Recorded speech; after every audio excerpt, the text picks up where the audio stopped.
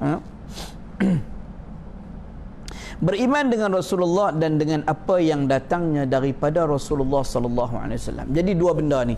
Walaupun benda ni kita sekarang membincangkan bab akhlak, tapi ulama menyebutkan di permulaan bab akhlak adalah beriman dengan Allah, beriman dengan apa yang datang daripada Allah, beriman dengan Rasulullah, dan beriman dengan apa yang datang daripada Rasulullah sallallahu alaihi wasallam.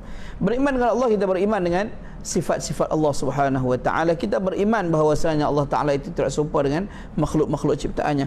Beriman dengan Rasulullah, kita beriman dengan sifat yang juga disandarkan kepada baginda Rasulullah sallallahu alaihi wasallam. Di mana para rasul ini dan juga para nabi, mereka ini disandarkan dengan beberapa perkara. Di antaranya adalah mereka ini maksum. Mereka tidak akan melakukan kemungkaran. Mereka tidak akan melakukan kesesatan. Tidak seperti mana yang disebutkan oleh golongan Israiliyat yang bawa cerita-cerita yang palsu. Golongan-golongan yang suka membawa berita-berita palsu kepada orang ramai. Contoh golongan Israiliyat ni. Golongan Israiliyat ini dia kata Nabi Ibrahim alaihissalam telah berbohong dengan 3 kali bohong. Jadi kalaulah dia berbohong, di mana sifat yang wajib bagi Nabi yang ada pada Nabi Ibrahim alaihissalam, sebab salah satu daripada sifat yang wajib bagi para Nabi itu adalah benar dalam semua percakapan. Kalau mereka kata Nabi Ibrahim alaihissalam berbohong, maksudnya hilang satu sifat, maka tidak layak sifat itu disandarkan kepada sifat Nabi itu. Baginda disebutkan sebagai seorang Nabi kerana hilang sifat kepadanya. Jadi itu membuktikan bahawasanya apa yang dibawa oleh golongan ini adalah perkara yang tidak benar apabila mereka menyampaikan daripada Nabi Ibrahim alaihissalam. Apa yang mereka kata 3 kali itu, contohnya mereka kata Nabi Ibrahim berbohong kepada kaumnya bahawasanya yang memecahkan patung yang besar itu, yang memecahkan patung-patung kaumnya adalah patung yang besar itu. Sebenarnya para hadirin dan tuan-tuan dan perempuan pendengar, Nabi Ibrahim bercakap atas kiasan. Bila Nabi Ibrahim kata, kaumnya tanya siapa yang memecahkan patung kami, Nabi Ibrahim kata yang melakukannya yang besar itu, dia adalah lebih kepada satu sindiran. Sebab Nabi Ibrahim kata, maka tanyalah kalau yang besar itu boleh jawab. Mereka kata kami nak tanya, macam mana yang besar itu tak boleh jawab? Jadi kata Nabi Ibrahim, kenapa kamu nak menyembah yang tak boleh menjawab itu? Semua Allah Subhanahu Wa Taala yang esa.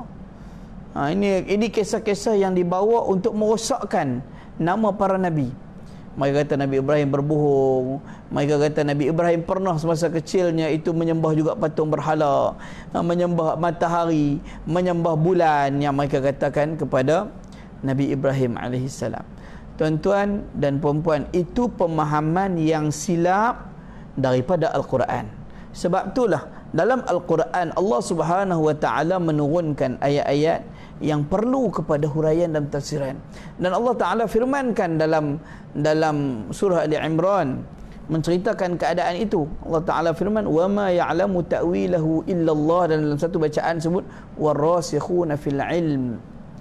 Tiada yang mengetahui tafsirannya melainkan Allah. Dalam satu kaedah bacaan disambung pula dengan warasikhuna fil ilm.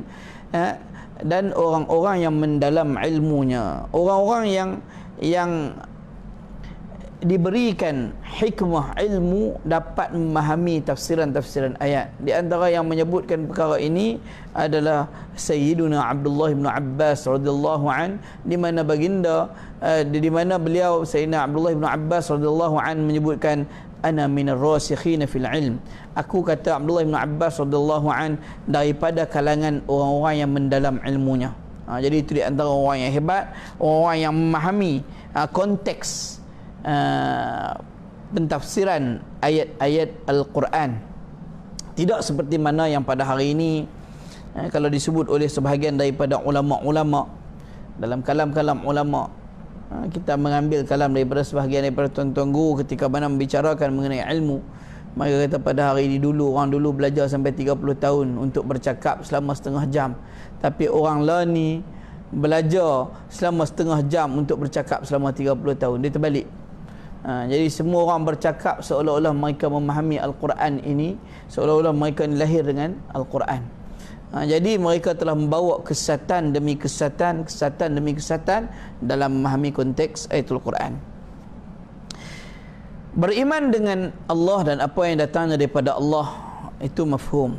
Jadi kita sandarkan kepada Allah apa yang disandarkan kepadanya, dan kita sucikan Allah daripada penyerupaan ataupun daripada perkara yang tidak pernah disebutkan oleh Allah Subhanahu Wa Taala. Jangan pula kita dengar ada orang kata Allah Taala duduk di atas langit, Allah Taala duduk di atas arah, kerana tidak disebutkan dalam Quran Allah Taala duduk. Tidak disebutkan kalimah jalasa, qa'ada, istaqarra, tidak disebutkan dalam Al-Quran. Yang disebut dalam Al-Quran istawa. Istawa itu maklum banyak maksudnya. Ada maksud istawa itu menguasai, ada maksud istawa itu remaja, ada dewasa, ada maksud istawa itu masa, ada maksud istawa itu ghanum, ada maksud istawa itu dan bagai-bagai lagi. Walaupun di sana ada salah satu daripada maksud istawa adalah duduk. Dan Allah Subhanahu Wa Taala apabila menyifatkan suatu sifat kepadanya, sifat itu adalah untuk memberi kemuliaan, mengangkatnya darjatnya. Allah mendengar, sempurna, satu kelebihan, mendengar lebih daripada yang pekak. Kalau tak mendengar lawannya pekak. Satu kesempurnaan, kelebihan, melihat sempurna daripada yang buta, berkata-kata sempurna daripada yang bisu. Itu kesempurnaan. Kalau duduk, apa kesempurnaan dia? Manusia boleh duduk, binatang boleh duduk. Apa kelebihan orang yang duduk dengan orang lain? Semua duduk. Jadi maka duduk itu tidak sandarkan kepada Allah Subhanahu Wa Taala seperti mana yang dibuat oleh golongan mujassimah, musyabbihah dan sebagainya lagi daripada ajaran-ajaran sesat. Beriman dengan Rasulullah, selain daripada itu, apa yang disebutkan daripada Rasulullah sallallahu alaihi wasallam, baginda Rasulullah juga adalah orang yang maksum daripada melakukan kemungkaran-kemungkaran. Kadang-kadang kita dengar masa sambutan Hari Raya, tahun ni kita tak beraya sebab PKP. Bukan tak beraya, beraya tapi beraya di rumah masing-masing. Jadi tak berapa banyak sangat kalimah-kalimah yang pelik-pelik keluar, sekadar saya minta maaf, selamat Hari Raya, maaf zahir dan batin, lebih kurang begitulah.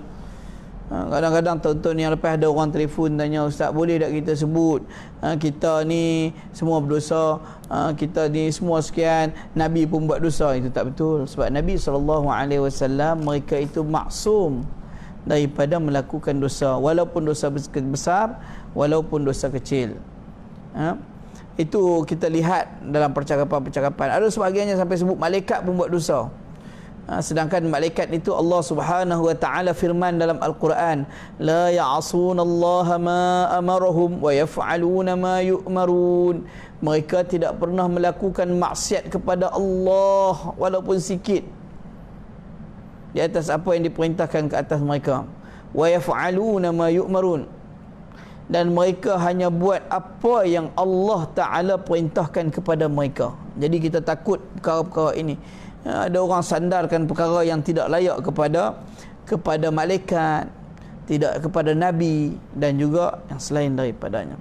Jadi beriman dengan apa yang datangnya daripada Rasulullah, kita beriman, kita yakin Rasulullah menyampaikan apa yang dibuat oleh Nabi SAW adalah sebenar-benarnya jalan yang betul.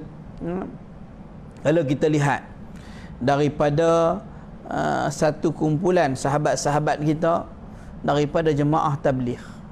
Kita bisa dengar jemaah tabligh ni satu jemaah yang besar, yang bergerak cergas dan hebat dalam menyampaikan dakwah kepada keseluruhan ummah. Jemaah tabligh dia ada beberapa prinsip yang disusun dalam prinsip mereka dalam menyampaikan dakwah. Dimulakan prinsip mereka dengan yakin dengan kalimah la ilaha illallah dan Muhammad Rasulullah. Apa maksud mereka kata yakin dengan kalimah la ilaha illallah? Mereka kata mereka yakin bahawasanya Allah Maha Kuasa, makhluk tidak ada kuasa. Allah melakukan sesuatu tidak memerlukan keizinan daripada makhluk. Makhluk nak melakukan sesuatu memerlukan keizinan daripada Allah Subhanahu Wa Taala. Itu konsep yang disebutkan oleh ulama di sini. Dan yakin bahawasanya jalan yang dibawa oleh Nabi sallallahu alaihi wasallam adalah sebenarnya jalan yang bawa kepada kejayaan di dunia dan di akhirat. Ya, apa yang dibawa oleh Nabi sallallahu alaihi wasallam itu berjalan yang benar, tepat. Jangan kita tengok kepada hujah yang dibawa oleh sebahagian daripada orang yang membawa kesesatan. Jalan yang dibawa oleh Nabi itu betul, tepat. Kalau kata Nabi melakukan suatu ketaatan, Nabi melakukan sesuatu ibadah, maka kita ikut dia. Ya, tapi jangan pula difahami dengan konteks yang salah, seperti mana yang difahami oleh golongan Zahiriyah. Golongan Zahiriyah dia faham lain, tak betul pemahaman mereka. Mereka bawa pemahaman yang Nabi buat, Nabi boleh apa yang Nabi buat, kita buat apa yang Nabi tak buat, maka kita tak buat sebab kita ikut. Faham betul. Tapi di sana mereka menyesatkan sebahagian daripada perkara-perkara, hatta kepada konsep-konsep yang betul. Contohnya pada hari ini, mungkin kita pada hari ini berdakwah menggunakan media sosial, yang mana pada zaman Nabi tak ada. Golongan Zahiriyah mereka akan menolak media sosial ni sebab mereka kata zaman Nabi tak ada. Mungkin kita pada hari ini melakukan suatu ketaatan berbeza dengan zaman Nabi SAW. Kita beribadah, kita sembahyang, kita pergi ke Masjidil Haram, ke Mekah untuk menunaikan haji dan umrah. Kita pergi dengan kapal terbang. Mungkin satu ketika mungkin ada orang yang mampu lagi, dia ada jet peribadi lagi. Namun zaman Nabi tak ada. Itu satu perkara yang berbeza daripada sudut masa. Dan begitu juga dengan sebahagian daripada ibadah yang dilakukan yang berbeza sedikit. Contohnya pada zaman Nabi, mungkin kita duk cerita kata orang kata tak ada, saya pun tak tahulah. Mereka kata dalam hadis tak jumpa pun kata Nabi baca Yasin pada malam Jumaat. Ya, tapi baca Yasin itu salah satu daripada ayatul Quran. Nabi memerintahkan kita untuk membaca Al-Quran. Kata Nabi SAW dalam sabdanya, addibu awladukum ala salas, hubbu nabiyikum wa hubbu ahli baitihi wa ala qiraatil Quran. Peradabkan kepada anak kamu 3 perkara: cinta kepada Nabi kamu Muhammad SAW, cinta kepada ahli keluarganya, ahli baitnya, dan cinta kepada membaca Al-Quran. Maka kita membanyakkan baca Al-Quran, dan orang suka baca pada malam Jumaat sebab malam Jumaat dia rasa malam yang penuh dengan keberkatan, kerana Jumaat ini adalah hari penghulu kepada sekalian hari. Jadi dia baca pada malam Jumaat. Malam lain tak baca, malam lain sibuk dengan benda lain. Maka harus. Tapi ada orang mari datang tiba-tiba dia kata baca Yasin pada malam Jumaat ini sesat sebab Nabi SAW tidak baca. Itu di antara orang yang memahami konteks ibadah dengan jalan yang salah. Walaupun dia rasa dia betul dah kot, golongan-golongan Zahiriyah. Dari kemudiannya, para hadirin, tuan-tuan dan puan-puan sidang pendengar yang dirahmati dan dimuliakan oleh Allah, kita yakin jalan yang dibawa oleh Nabi benar. Nabi SAW melakukan suatu ketaatan. Kata Nabi SAW dalam sabdanya, al-mutamassiku bisunnati inda fasadi ummati falahu ajru syahid. Orang yang berpegang teguh dengan sunnahku pada zaman kerosakan umat, maka baginya pahala syahid. Macam mana kita nak panggil pahala syahid ni? Orang kita kata pakai jubah lah kot, esok nanti boleh dapat pahala syahid dah. Kaedah dia, al-mutamassiku bisunnati, orang yang berpegang teguh dengan sunnahku. Sunnah daripada sudut bahasa bermaksud at-tariqah. At-tariqah ni maksudnya jalan yang dibawa oleh Nabi SAW. Macam mana jalan yang dibawa oleh Nabi SAW? Jalan yang Nabi kata, makana ana alaihi wa ashabi, apa yang aku dan juga sahabat-sahabat aku berada padanya. Nabi SAW telah menyampaikan kepada kita, di mana dalam sabdanya baginda Rasulullah menyebutkan dalam satu hadis yang diitlakkan secara direct kepada kita oleh Imam Al-Bukhari radhiyallahu an. Imam Bukhari menukilkan kata Nabi SAW, kanallahu wa lam yakun syai'un ghairuh. Ini berlaku satu ketika baginda Rasulullah SAW didatangi oleh sekumpulan musafir daripada Yaman. Kemudian musafir ini datang bertanya kepada Rasulullah mengenai permulaan penciptaan makhluk, dan Nabi SAW memulakan perbicaraan dengan menerangkan kepada mereka terlebih dahulu mengenai Allah Subhanahu wa taala. Sebelum daripada cerita, Nabi kata, kanallahu wa lam yakun syai'un ghairuh. Allah Taala telah wujud sebelum setiap sesuatu. Wa lam yakun syai'un ghairuh, tak ada satu pun yang selain daripada Allah Subhanahu wa taala. Wa kana 'arshuhu 'alal ma, dan Allah Subhanahu wa taala, kata Nabi sallallahu alaihi wasallam, arasy-Nya itu berada di atas air. Jadi sebelum pada cerita bab lain, Nabi cerita Allah itu wujud azali dan abadi, tiada permulaan kepada kewujudannya. Jadi bila Allah Ta'ala wujud sebelum pada penciptaan mana-mana makhluknya, maka wujudnya dengan tanpa bagaimana, wujudnya dengan tanpa bertempat, seperti mana yang disebutkan oleh para ulama-ulama, bukan seperti mana yang disebutkan oleh golongan musyabbihah, mujassimah dan sebagainya. Dan perkara yang sama mendapat nukilan daripada Sayyidina Ali karramallahu wajah, di antara sahabat-sahabat Nabi. Dinukilkan oleh Imam Abu Mansur Al-Baghdadi dalam kitabnya Al-Farq Bain Al-Firaq. Sayyidina Ali karramallahu wajah menyebutkan, kana Allahu wala makan wa huwa al-ana ala ma kan. Bukan makan, ala ma kan. Kana Allahu wala makan, maksudnya Allah Ta'ala itu telah wujud sebelum daripada diciptakan tempat. Maksudnya dengan tanpa bertempat Allah wujud. Wa huwal ana ala ma kan, dan dia sekarang di atas apa yang dia sejak azalinya. Maksudnya wujudnya dengan tanpa bertempat, seperti mana yang disebutkan, dinukilkan oleh para ulama kita. Bukan seperti mana yang didakwa oleh golongan-golongan yang sesat, golongan musyabbihah, mujassimah, sehingga mereka mengatakan Allah Subhanahu wa taala itu bertempat di atas arasy. Mereka mengatakan Allah itu duduk dalam syurga. Mereka mengatakan Allah itu duduk di atas langit dan berbagai lagi. Mereka menjadikan Allah Subhanahu wa taala itu ada tempat. Sedangkan kalau kita balik kepada kalam yang kita bincangkan tadi, yang disebut oleh Imam Abu Ja'far At-Tahawi radhiyallahu an, Imam Abu Ja'far At-Tahawi sebut, la tahwihil jihatus sit kasairil mubtadi'at.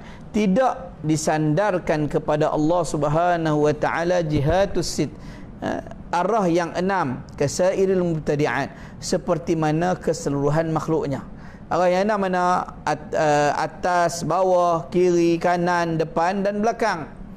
Jadi kalau seorang kata Allah di atas arasy, maksudnya di atas, di bawahnya adalah arasy. Kalau seorang kata dalam syurga, maksudnya dia diliputi oleh syurga. Kalau seorang kata Allah Ta'ala duduk di atas langit, maksudnya di bawahnya adalah langit. Sedangkan Imam Abu Hanifah Nu'man bin Sabit disebut mengenai kalam, mengenai perkara ini. Disebut wallahu ta'ala yura fil akhirah la kama yura al makhluqat. Allah Ta'ala itu akan dilihat di akhirat, tapi tak macam kita lihat makhluk. Yarahul mu'min fil jannah wallahu ta'ala bila kaifun wala makan. Orang mukmin, orang Islam melihat Allah Ta'ala ketika mana mereka berada dalam syurga, tapi Allah tanpa bagaimana, bukan dalam syurga, bukan di luar syurga. Bahkan tiada wala yakunu bainahu wa baina khalqihi masafa, dan tiada jarak pun di antara Allah dengan makhluk-makhluk ciptaannya. Jadi maksudnya tiada perumpamaan kepada penciptaan Allah Subhanahu wa taala, pada penciptaan makhluk-makhluk Allah dengan Allah Subhanahu wa taala. Tak boleh kita kata Allah Taala itu dicipta. Sebab itu kita sebut, maka Allah tidak dipersoalkan kepadanya siapa yang menciptakan dia, tak. Kata Sayyidina, dinukilkan daripada Sayyidina Ali karramallahu wajha, Sayyidina Ali menyebutkan allazi ayyana al-ain la aina lah, yang mana menciptakan tempat itu la aina lah, maka tidak dikatakan kepadanya tempat. Kita melihat pada hari ini ada orang yang berusaha untuk mencari pandangan untuk mengatakan Allah mempunyai tempat. Ini saya tak tahu kenapa dia nak samakan penciptaan makhluk ini kepada Allah Subhanahu wa taala. Jadi sebab itu walaupun kita sekarang membincangkan dalam babul akhlak, babul adab, tapi ulama bila dia masuk dalam bab adab ni, dia mulakan dengan pengulangan kepada beriman dengan Allah dan beriman dengan apa yang datangnya daripada Allah, supaya kita dapat memahami konteksnya agar tidak ada waham. Waham ni maksudnya satu pegangan ataupun satu was-was bahawasanya Allah itu ada perumpamaan dengan makhluk. Sebab itulah keseluruhan daripada ulama-ulama ketika mana membicarakan mengenai Islam, mereka akan mengulang menyebutkan perkara yang sama dalam bab beriman kepada Allah dan beriman kepada makhluk. Yang itu kita sebutkan tadi, golongan tabligh pun walaupun dia susun dalam 6 prinsip untuk berdakwah itu, dia mulakan dengan beriman dengan Allah, yakin dengan Allah dan yakin dengan Nabi Muhammad sallallahu alaihi wasallam. Bahkan dalam rukun Islam juga memulakan dengan mengucap 2 kalimah syahadah. Asyhadu an la ilaha illallah, naik saksi bahawa tiada Tuhan yang disembah melainkan Allah, dan asyhadu anna Muhammadar Rasulullah, serta naik saksi bahawasanya Nabi Muhammad itu adalah pesuruh Allah Subhanahu Wa Taala. Jadi para hadirin sidang pendengar yang dirahmati dan dimuliakan oleh Allah, pada perbincangan kita di Masjid UPM, dalam perbincangan yang sebelum ini, kita membincangkan mengenai dalam bab tauhid, mengenai makna kalimah syahadah yang pertama, asyhadu an la ilaha illallah, bahawasanya tiada Tuhan yang berhak disembah melainkan Allah. Masih belum tamat perbincangan itu, masih memakan masa yang panjang dalam perbincangannya. Dan insya-Allah di pertemuan-pertemuan kita, tak kiralah sama ada di Alam Maya ataupun di Masjid UPM nanti, dalam konteks yang seterusnya, kita akan menyambung perbincangan daripada bab tauhid pada membincangkan mengenai makna kalimah syahadah yang pertama. Tadi cuma saya ambil sedikit sebagai satu pembuka semangat kepada kita dalam bab adab ini, kerana hatta dalam bab akhlak sendiri pun ulama-ulama menyebutkan mengenai kewajipan kita dalam memahami, mengenali Tuhan yang kita sembah. Jadi saya rasa untuk malam ini perbincangan kita, waktu pun tidak memberi ruang kepada kita masa yang lebih lama, insya-Allah kita akan bertemu di lain masa. Dalam masa yang pendek ini tadi kita telah sebutkan serba sedikit mengenai pentingnya untuk mempelajari keimanan kepada Allah Subhanahu Wa Taala dan Rasulnya. InsyaAllah di masa yang datang kita sambung perbincangan ini berkaitan dengan makna kalimah syahadah yang kita bincangkan, sama ada dalam Alam Maya ataupun di Masjid UPM kalau kita diberikan kesempatan untuk bertemu kembali. Mana-mana yang baik datang daripada Allah, yang buruk juga datang daripada Allah, mengambil asbab daripada kelemahan diri. Mana-mana yang menyinggung hati dan rasa tuan-tuan dan puan-puan sidang pendengar yang dirahmati dan dimuliakan oleh Allah, saya mohon ampun dan maaf. Marilah sama-sama kita mengambil keberkatan daripada apa yang pernah disebutkan oleh baginda Rasulullah sallallahu alaihi wasallam dalam sabdanya, afdalu ma qultu ana wan nabiyyuna min qabli la ilaha illallah. Kata baginda Rasulullah sallallahu alaihi wasallam, semulia-mulia kalimah yang aku dan nabi-nabi sebelumku sebutkan adalah kalimah la ilaha illallah. Kita ambil keberkatan, kita tahlilkan kalimah mulia ini, la ilaha illallah, 3 kali. Kita selawat kepada Nabi sallallahu alaihi wasallam. Kemudian kita tutup dengan tasbih kifarah dan suratul As. Jadi tuan-tuan jangan lupa kalimah la ilaha illallah ini selalu sebut, kerana Nabi sallallahu alaihi wasallam sebut ia adalah afdalu kalimah, afdalu zikir, sebaik-baik kalimah yang pernah disebutkan oleh baginda Rasulullah sallallahu alaihi wasallam. Marilah sama-sama kita bertahlil kalimah mulia la ilaha illallah 3 kali. Kita selawat kepada Nabi sallallahu alaihi wasallam. La ilaha illallah, la ilaha illallah, la ilaha illallah. Allahumma salli ala sayyidina Muhammad wa ala alihi wa sahbihi wa barik wa sallim. Jadi tuan-tuan dan puan-puan, share video ni kepada semua. Moga-moga kita sama-sama mendapat saham juga manfaat di akhirat. Subhanakallahumma bihamdika asyhadu an la ilaha illa anta astaghfiruka wa atubu ilaik. Subhanakallahumma bihamdika asyhadu an la ilaha illa anta astaghfiruka wa atubu ilaik. Subhanakallahumma bihamdika asyhadu an la ilaha illa anta astaghfiruka wa atubu ilaik. Bismillahirrahmanirrahim. Wal 'asr innal insana lafi khusr illa alladhina amanu wa 'amilus shalihat wa tawassaw bil haqq wa tawassaw bis sabr. Wallahu ta'ala a'lamu wa ahkam.